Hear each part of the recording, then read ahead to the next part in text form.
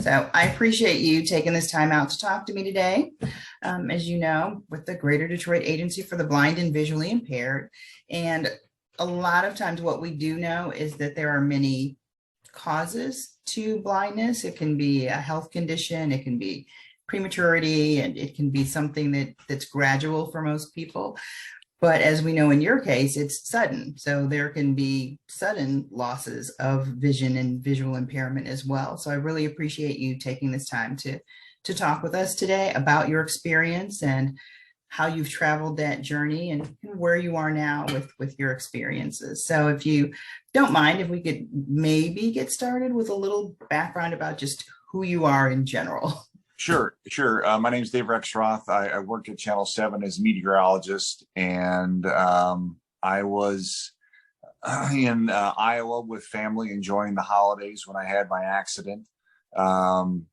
I have lived here in Detroit for a long time, but we still have family back in the Midwest. That's where we came from, and so we go back there a lot. And it was kind of our family tradition to do some fireworks on the 4th of July, and I always thought of myself as the fireworks guy, so I would set them off while the kids stayed away and watched all that kind of thing, trying to be safe. And of course, it turned out I wasn't smart enough to be safe with myself. So I had an accident when a firework did not go, and I went to check on it like you're not supposed to do. And it went off up into my face and hurt my left eye, damaged it unrepairably. And there was a lot of trauma over 2 or 3 days in the hospital and trying to make sure they could see if the eye would work at all, and it didn't. So I lost complete vision in my left eye. Then after the surgeries to try and repair it and fix the socket and all these kinds of things because of the trauma, they decided to take it out. So I will tell you that I am not a doctor or a medical person at all, but I can recall from my experiences that your eyes obviously work together, and they were concerned that this eye was so damaged that it would be thought of as kind of a foreign object in my body, and my body would probably, or would very likely, kind of attack it with, I don't know if that's with antibodies or what, but the point is they had to take it out. So it was traumatic, obviously, for the accident. During the accident, I thought I had ruined my life, but more important to me at the time, I thought I'd ruined my children's lives and my wife's lives. I didn't know if I'd ever be able to work or, function normally in society, and all those emotions and feelings are going through during the trauma. And then to hear a couple of days later that the eye was never going to work, they would take it out. Then there were concerns about what I would look like, how I would function with just one eye, all those kinds of things. So you're right. It was a very sudden onset, very impactful and very dramatic for me, especially for about the first 4 or 5 weeks. And what happened was we did all kinds of surgeries to try and fix the eye. And then 3 days later, they did a surgery to take the eye out.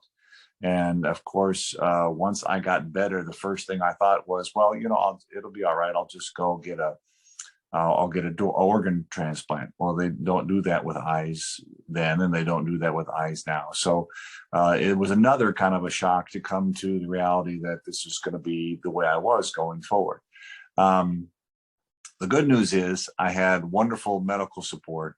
I had wonderful family and friend support, which is just as key. You gotta heal your spirit and your mind as well as your body. And so if anybody's going through something similar to this in a traumatic fashion like this, you just have to know it's going to be okay. And there's life after an accident or after the trauma. And it took me, of course, a while to figure that out.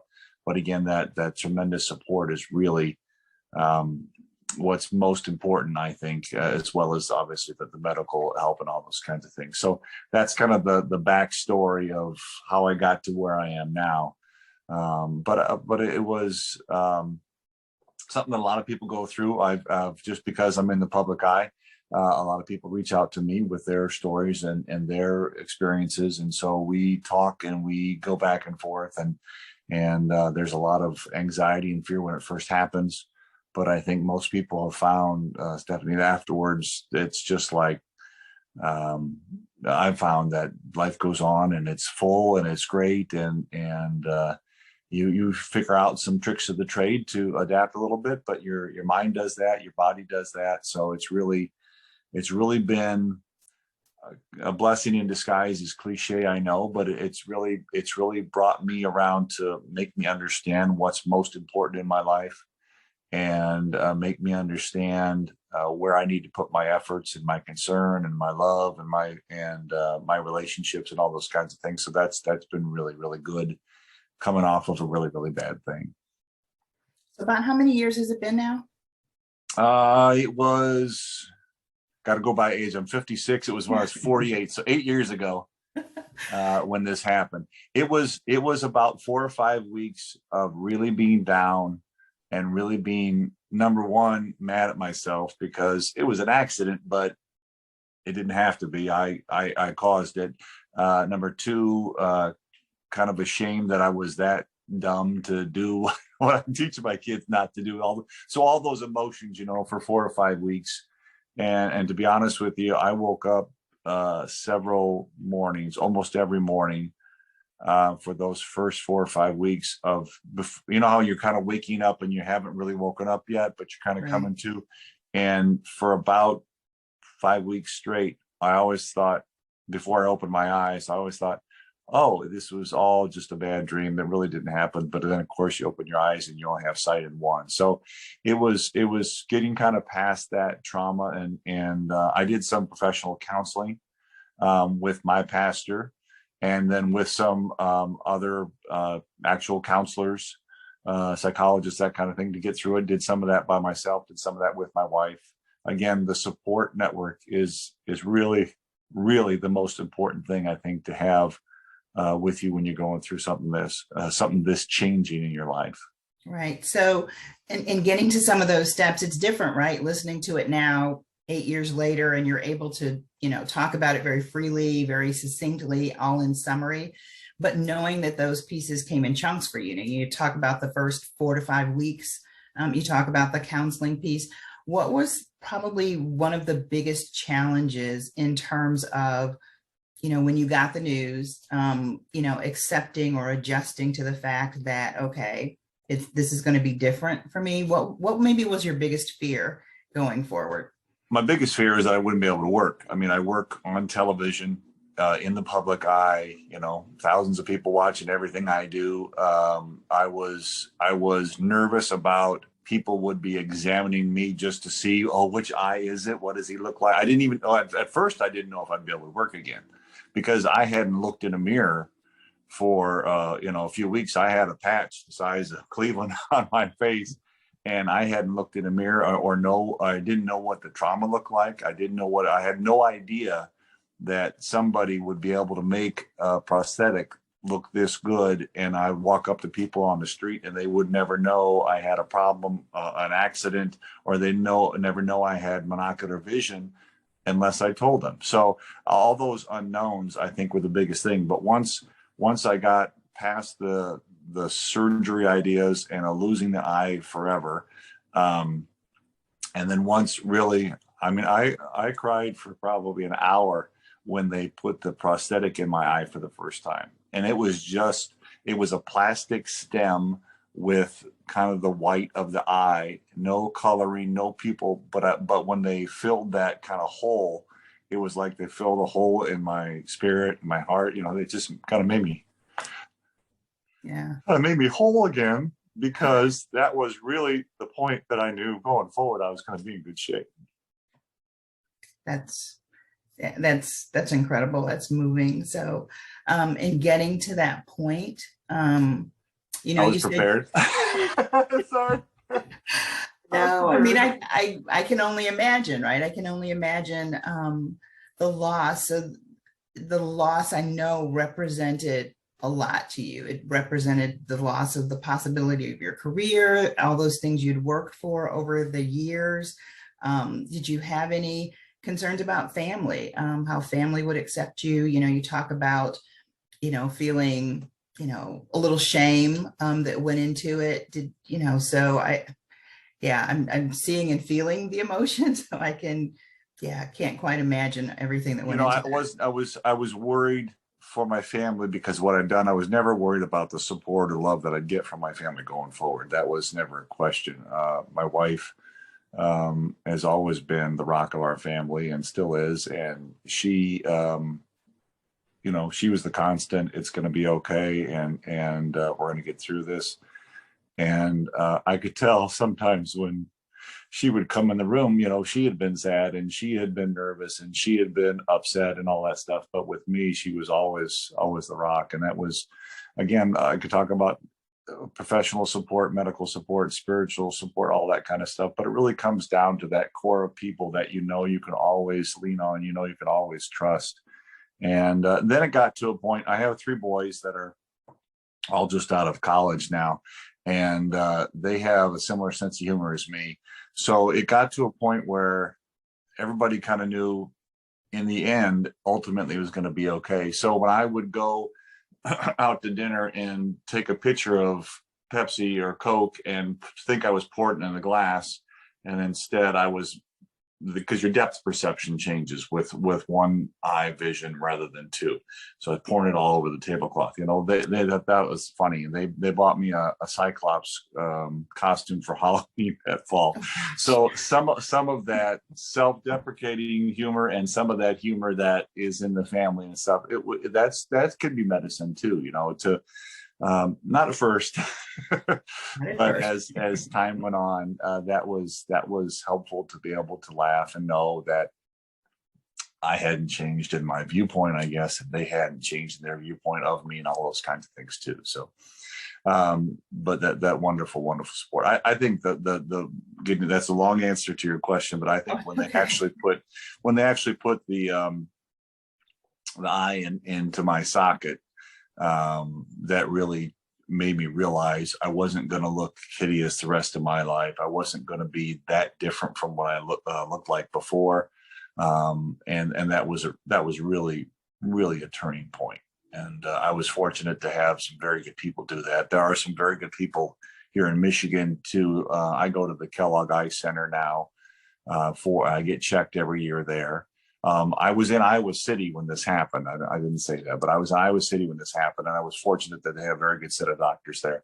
But most of those doctors have moved on to other things. Plus, I get back to see family, but I'm here all the time. So there are great doctors and ocularists are the people that make the prosthetic for your eye. There are a lot of great people around here to help in Michigan too. Amazing what technology can do. It's a combination of art and science and medicine all together, and it really is important. If can I just give you a real quick idea how this works? Because again, these are some of the things that we talk about when people reach out to me. Back in my socket, there's a little ball, and it's kind of like the size of a mothball, and that is covered in my tissue in my eye socket. And then there are 6 muscles in the eye. They attach 4. I don't know why they didn't attach 6, but they attach 4. So my 4 muscles, because your eyes move together up and down and all those kinds of things. And when this eye moves because the muscles still work and move together. And so when that implant moves, on top of that is what you see as my eye. It's really just a huge, thick contact lens, kind of like in the shape of a seashell. It's to fit over the top of that implant. So the implant moves, and then just the pressure of the lids on the top and the bottom allow the eye to move with it. I think they call it like social mobility. So when I look, over here a little bit, or if I look up a little bit, down a little bit, to the left and to the right, they move together. If I look real extreme, like right now, when I'm looking back at you with my good eye, this prosthetic is still kind of going this way because the muscles don't work. So they make it to the point where, again, if you and I are just chatting in a social scene, you really can't tell what's going on. And that also was a nice thing to know medically, that was going to work too. So a lot of people can't tell. I have some eyelid trauma and all this kind of stuff from the accident, but other than that, it really is pretty amazing. Like you said, the combination of art and science and medicine all coming together. What was the span of time between the accident and the placement of your prosthetic? That was about 8 weeks Okay. because you have to that prosthetic is going to need to match on the backside perfectly, and so they have to allow all the, there are all kinds of stitches and things in there to repair the eye. So all the swelling has to come down. So they have to wait that long for allow it to kind of be the way it's going to be. They told me as I get older, your skin changes, your muscles change, your fat changes. And so if you lose a lot of weight, gain a lot of weight, or just as you get older, things will sag and change. And then this is actually my second eye. The first one I had for about 5 years, and now this one I've had for about 3. And so as the lids change and all these kinds of things, they just keep adjusting size-wise, shape-wise. So it was about 8 weeks until I got this, because it was the 2 surgeries, letting everything calm down. And then once that was the case, they knew things were going to be more stable. Then they could make it and make it last and make it work as best as possible. So that was really, that was a big turning point.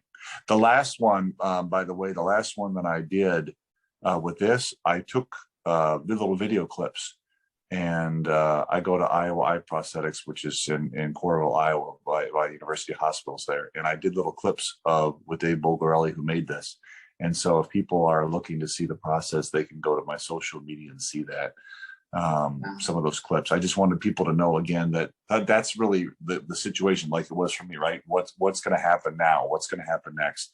And so I did that just to show people kind of the steps and the processes of how that works, so that you know things are going to be okay. And that's really, if I had to say one thing to you this morning, I would say it is all okay, and going forward has never been better. I found out that at my TV station, it's about 100 employees, there were 3 other people with singular vision. They had not had the trauma that I'd had, and they still had both biological eyes, but they didn't see out of one. One was a videographer who's out on the street shooting news stories.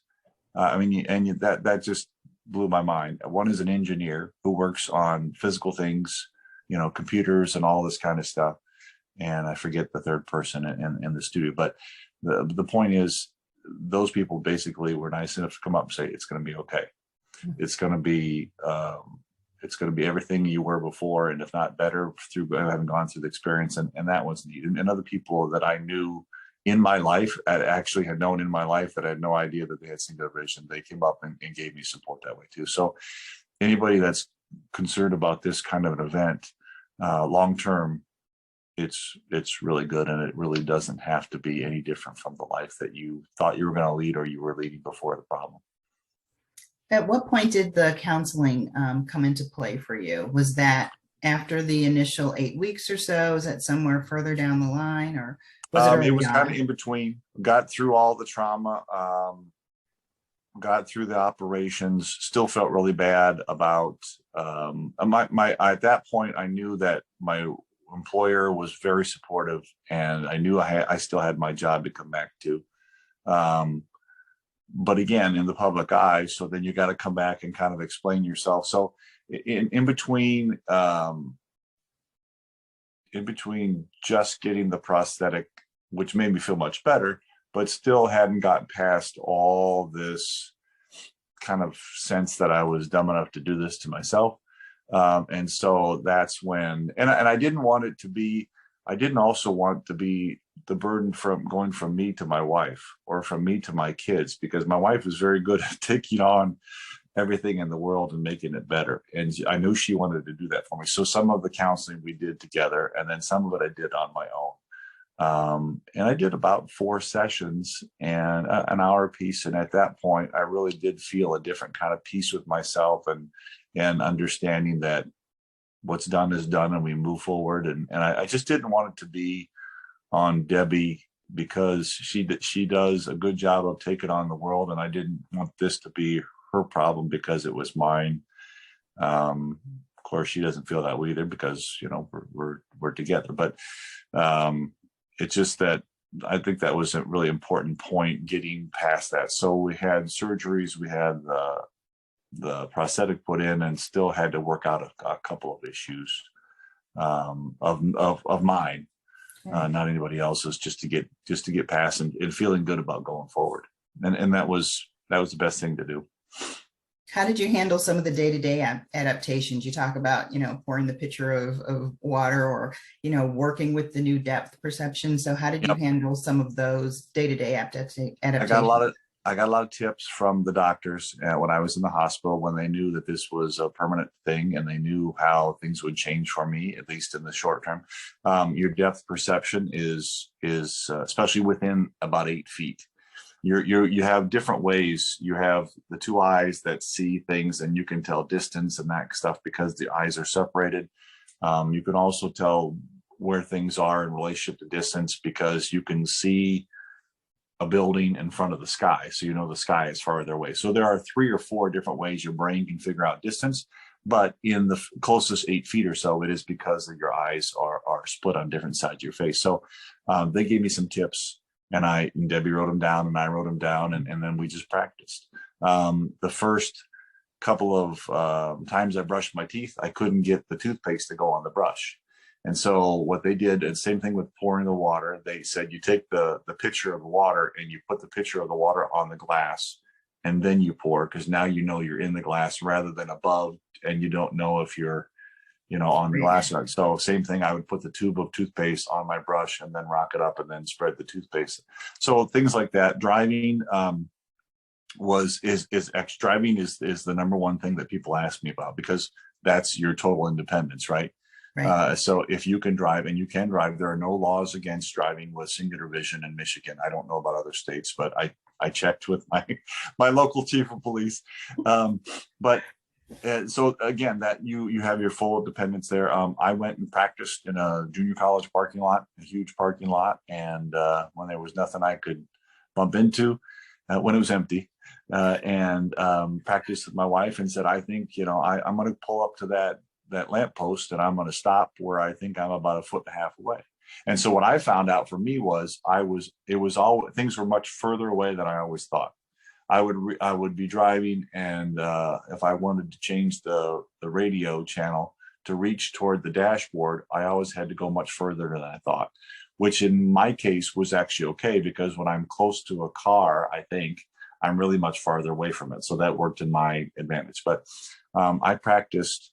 It's my left eye, so your problem is your nose gets in the way. Okay, so if you have singular vision, you don't see anything past the bridge of your nose, and that's about 35% of your peripheral. So when I look at you right now, I don't see anything past about here, and I see all this. So they taught me to turn my nose toward. I put my nose toward the post of the windshield, the support of the car, and now it opens up that left side of my vision, and peripherally I still see. So now I see pretty much 100%, as opposed to if I'm looking here down the road straight like you normally would, I lose this. So the little tricks of the trade like that I practiced for a while, and I still goof things up a little bit here and there, but it's been a long time, and it took about a year or so, I think, to kind of get those habits down of how you have to do things a little differently. But it's not prohibitive at all. And so that's the positive message. You figure things out, and you adjust and you adapt, and you go forward. When did people start reaching out to you, looking at you as a possible source of inspiration, someone that they could talk to, maybe in a peer-to-peer kind of way? How soon did that start happening? That started pretty soon. I mean, this was 4th of July. I didn't go back to work until September. But when I did go back to work, there were already calls on my answering machine, and there were already emails that were coming in. Now, the first couple months, those first 4 or 5 weeks, I didn't correspond with people. I was trying to get through things myself. And then I realized this is going to be part of what I need to do going forward. It helps me to work through these things. And if I'm helping somebody else, that's great too. So very quickly, people started reaching out because it was so public, and people knew, well, I remember that one weather guy, we should figure out who that is and maybe ask, because now look, he's back on TV. So, after those first 3 months, when I went back to work, then it was really I think, quite a bit more at that point going forward. And it's been interesting because it's been all ages from 4 or 5 years old to 74 or 5. It's been all social, economic situations. And again, it's a lot more prevalent than I thought. And the doctors told me, you're not the only one to go through this. You're not the first one to go through this. And so it's kind of interesting that people have reached out, and I'm more than happy to, I give them my cell phone number, and we go on phone calls and emails. And most of the time it is kind of helping them get through the next step. I'm going to have surgery. What's that going to be like? Okay, now I've had surgery. What's it going to be like to have a piece of plastic in my eye? Those kinds of things. So lots of times it's kind of step by step. So it's back and forth. And, with COVID the last couple of years, we haven't done anything in person, but you don't really need to. I think people just need to hear a vote of confidence and a vote of support. So it started when I went back to work, which was in September of that same year. So I guess if you had to leave people with a couple of action steps, maybe to help people move forward, what do you generally suggest for people in drawing on your own experiences? There are two situations that most people are in. Either one, they still have their biological eye in their body, but it doesn't work. And then there are some concerns that doctors are telling them they want to take it out and put a prosthetic in. And for medical reasons, I don't completely understand, but it was made very clear to me that's a very good choice. Do it, and you'll find a good ocularist that will build you a new eye, and people won't know. And it takes a little time for all the surgery stuff to settle down. But if someone professionally is telling you to do it, and a doctor says this is going to be better for you, then a lot of people, they've just gotten used to what they look like and how their eyes work and those kinds of things, and they're afraid to change. And I understand that. But I would say absolutely do it. For people that are in a traumatic situation, you kind of have to do it.